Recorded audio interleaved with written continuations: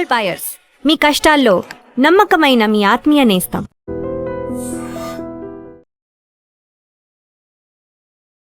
నమస్తే, welcome to I dream. నేను వలి.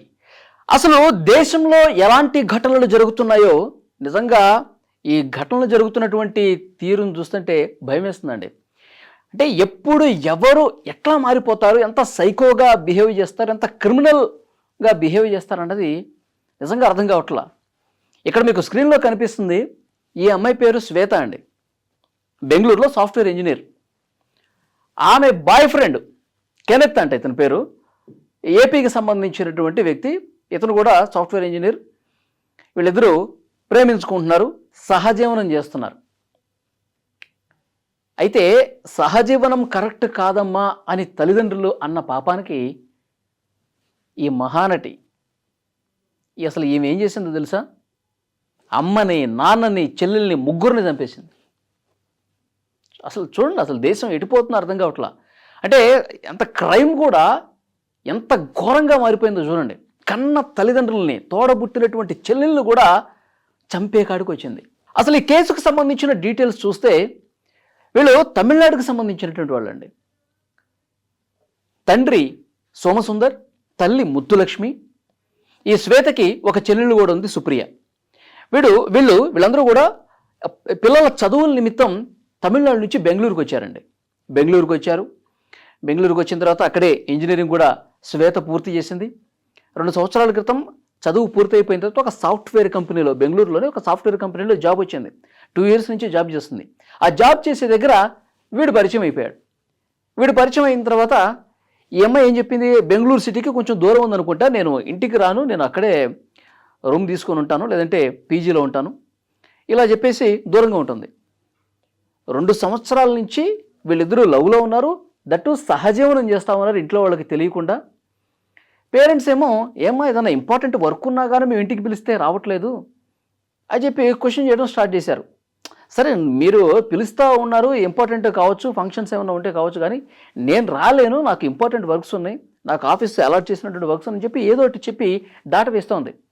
So వీళ్ళకి అనుమానం వచ్చి ఆరా తీస్తే అప్పుడు తెలిసింది, బాయ్ ఫ్రెండ్తో కలిసి ఒక రూమ్లో ఉంటోంది, సహజీవనం చేస్తోంది అని చెప్పి పేరెంట్స్కి తెలిసింది. సోమసుందరం, ముత్తులక్ష్మి తల్లిదండ్రులు కదా, వాళ్ళకి తెలిసింది. చాలాసార్లు చెప్పి చూశారు, ఇది కరెక్ట్ కాదు, ఇది పద్ధతి కాదు, ఒక మంచి అబ్బాయి చూసి మీకు పెళ్లి చేస్తాం, ఈ సహజీవనం ఏంటమ్మా, ఇది అసలు మన భారతీయ సంప్రదాయం కాదని చెప్పి చాలా వరకు చెప్పి చూశారు. ససేమిరా ఒప్పుకోలా, నేను అసలు మీ ఇంటికే రాను, కావాలంటే మీరు ఈ కెనెత్తో ఇచ్చి, బాయ్ ఫ్రెండ్తో ఇచ్చి మీరు పెళ్లి చేయించండి అని చెప్పి అన్నది. దానికి వీళ్ళు ఒప్పుకోలా. ఇంకొకటి ఏం చెప్పింది ఈమె, బాయ్ ఫ్రెండ్ ఒక బిజినెస్ చేస్తూ ఉన్నాడు, అందులో లాస్ వచ్చింది, నా ఆస్తిలో వాటా నాకు ఇవ్వు, నాకు ఆస్తిలో ఒక 20 లక్షలు 30 లక్షలు వస్తాయి కదా, అది తీసి నాకు ఇవ్వు. కాదమ్మా, నువ్వు అసలు మేము చెప్పిన అబ్బాయిని నువ్వు పెళ్లి చేసుకోలేదు, నువ్వు ఎవరితోనో ఉంటున్నావు, వాడికి ఏదో బిజినెస్ లాస్ వస్తే 30 లక్షలు ఇమ్మంటున్నావు, ఇది కరెక్ట్ కాదమ్మా అని చెప్పి వీళ్ళు చాలాసార్లు చెప్పి చూశారు. ఆమె ఒప్పుకోలా.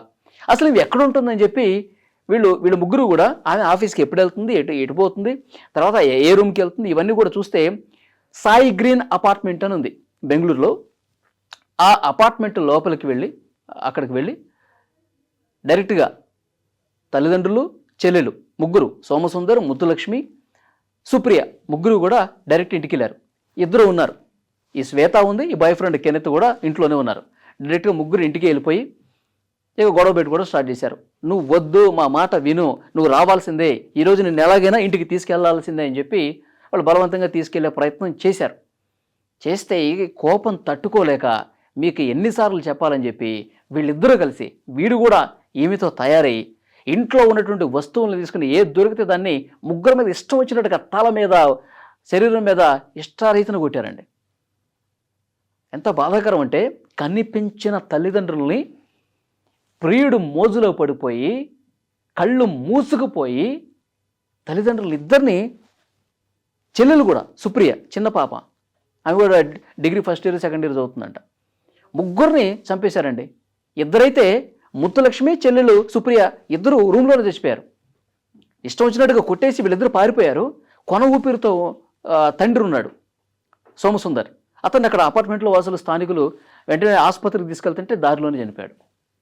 తల్లి, తండ్రి, చెల్లి ముగ్గురిని చావబాదేసి చంపేసి అక్కడి నుంచి పారిపోయారంటే అసలు నిజంగా ఎలా అర్థం చేసుకోవాలి? ఈమె మెంటాలిటీని ఏ విధంగా అర్థం చేసుకోవాలి? సహజీవనం చేస్తోంది, నాకు ఇతనితోనే పెళ్లి చేయండి అని చెప్పి మొండిపట్టు కూర్చుంది, అడ్డొస్తే ఒప్పుకోకపోతే తల్లిదండ్రులను కూడా చంపేకాడికి వచ్చింది. చాలా బాధాకరం. నిజంగా ఇలాంటి సైకోలుగా తయారైపోతున్నారు. తమకు నచ్చని పని, తమకు ఇష్టం లేని పని ఏదైనా ఉంది అంటే కనుక దానికోసం ఎంతకైనా తెగబడతా ఉన్నారు. తాము అనుకున్నది సాధించడం కోసం ఇవాల్టి యువత, అబ్బాయిలైనా తాము ఏదన్నా అనుకుంటే అది 100% జరిగి తీరాల్సిందే. అది మంచా చెడా, పెద్దవాడు మంచి చెప్తున్నారా చెడు చెప్తున్నారా, దాన్ని ఏది కరెక్టు, ఈ బేరీజ్ వేసుకోవటంలా మేము అనుకున్నది జరగాలి, లేకపోతే చంపేయాలి, ఇదే మైండ్ సెట్ పెట్టుకున్నారు. నిజంగా చాలా బాధ కలుగుతుంది. దేశవ్యాప్తంగా ఈ కేసు సంచలనంగా మారింది. ప్రస్తుతం వీళ్ళని పట్టుకునే పనిలో పోలీసులు ఉన్నారు. ఇలాంటి వాళ్ళకి ఎలాంటి శిక్ష వేస్తే కరెక్ట్ అండి? తల్లిదండ్రులని చంపే వరకు వచ్చారంటే చాలా కఠినంగా శిక్షించాలని చెప్పి వీళ్ళ ఇతర బంధువులు, కుటుంబ సభ్యులు, అక్కడ లోకల్గా ఉన్న వాళ్ళు కూడా చెప్తా ఉన్నారు. వీళ్ళిద్దరిని ఏం చేయాలి చెప్పండి? ఇలాంటి మైండ్ సెట్ ఉన్నటువంటి అమ్మాయిని ఏం చేయాలి చెప్పండి? కామెంట్ బాక్స్లో తప్పకుండా తెలియజేయండి.